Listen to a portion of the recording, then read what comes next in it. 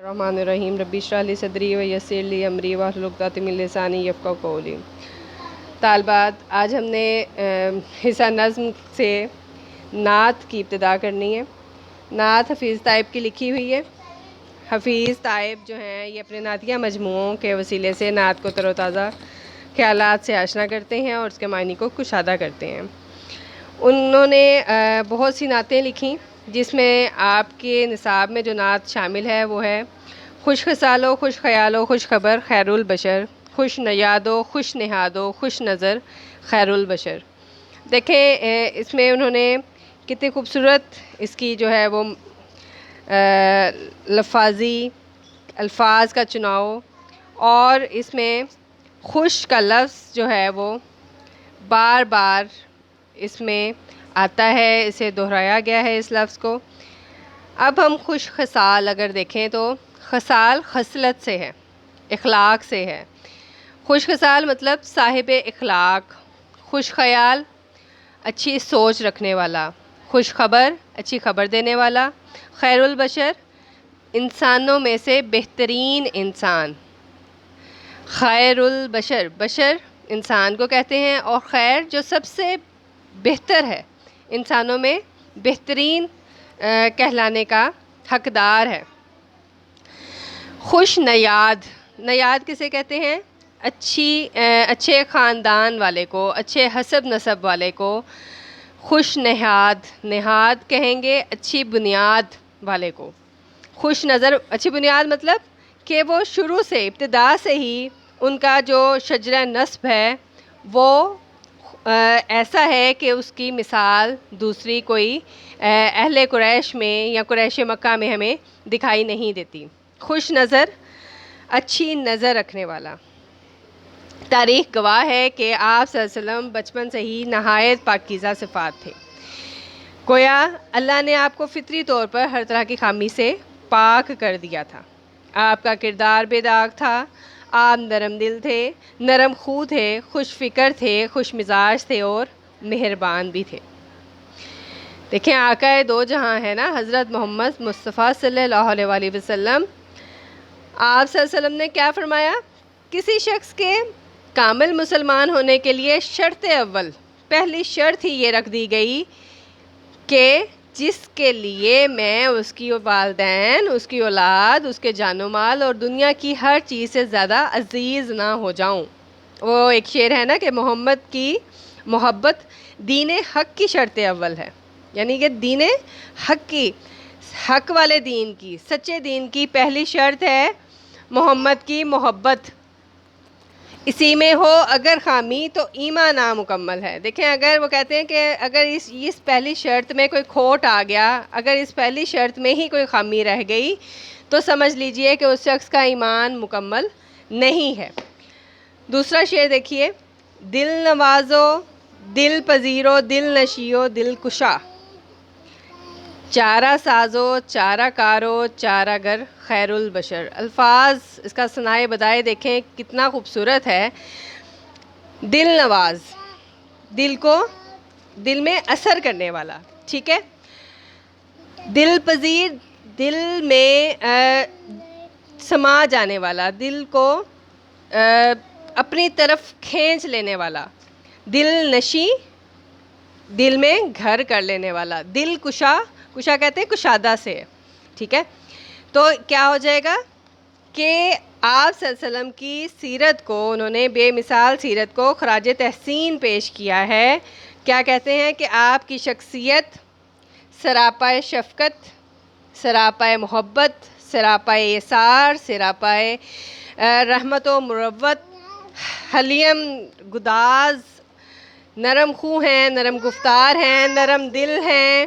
آپ کا تکلم جو ہے وہ دلوں پر اثر کرتا ہے اور روحوں کو سرشار کرتا ہے، ٹھیک ہے۔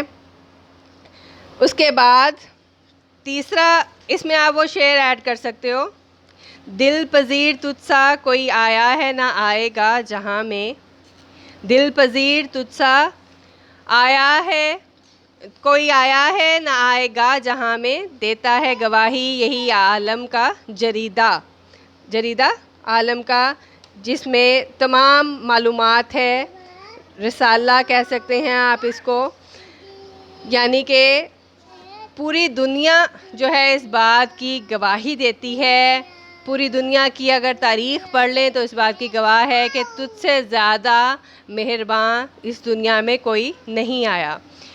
ایک اور شعر بھی آپ اس میں لکھ لیجئے، پہلے جو ہے ہم نے پہلا شعر پڑھا، اس کی تشریح میں آپ اس کو شامل کر سکتی ہیں کہ دنیا میں رحمتیں دو جہاں اور کون ہے، دنیا میں رحمتیں دو جہاں اور کون ہے، جس کی نہیں نظیر وہ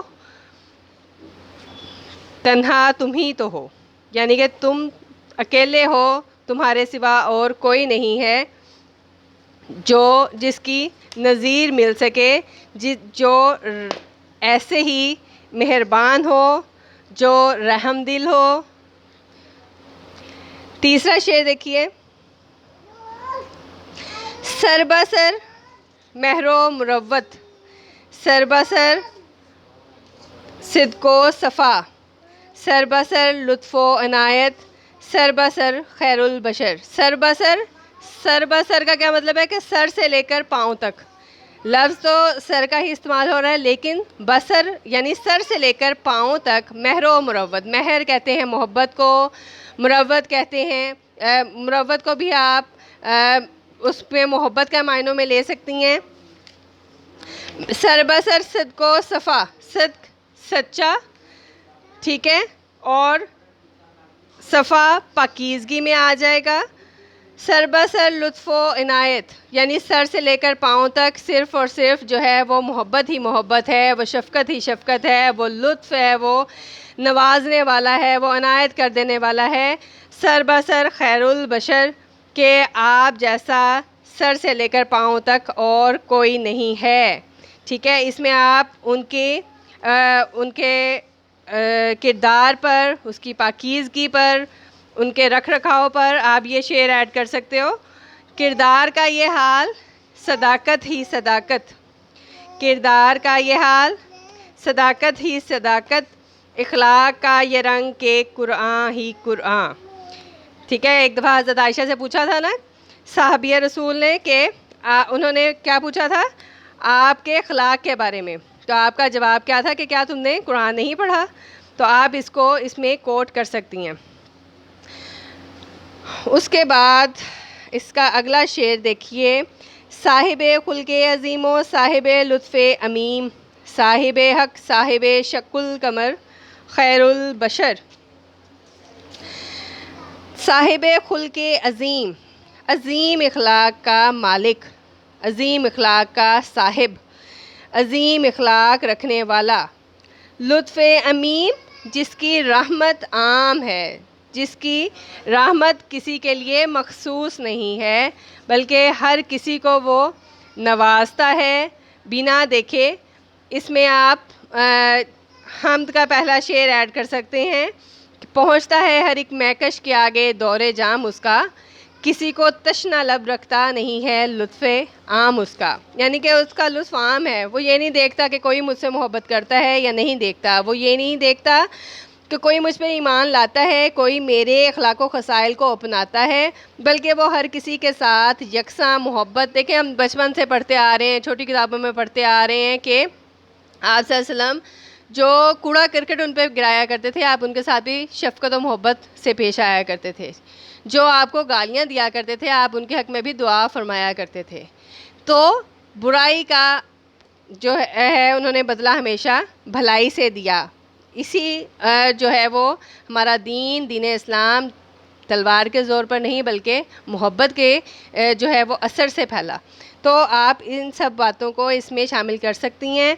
اس میں آپ یہ بھی ایڈ کر لیجئے، شعر ایڈ کریں اس میں، گرتے ہوں کو تھام لیا جس کے ہاتھ نے، گرتے ہوں کو تھام لیا جس کے ہاتھ نے، اے تاجدار یثرب، اے تاجدار یثرب و بطحا تم ہی تو ہو، گرتے ہوں کو تھام لیا جس کے ہاتھ نے، اے تاجدار یثرب و بطحا تم ہی تو ہو، ٹھیک ہے۔ یہ ہمارے 4 اشعار ہو گئے آج، اس کو یہاں تک ہی رکھیں، کل انشاءاللہ اس سے آگے چلیں گے۔ اپنا خیال رکھیے گا، دعاؤں میں یاد رکھیے گا۔ اللہ حافظ۔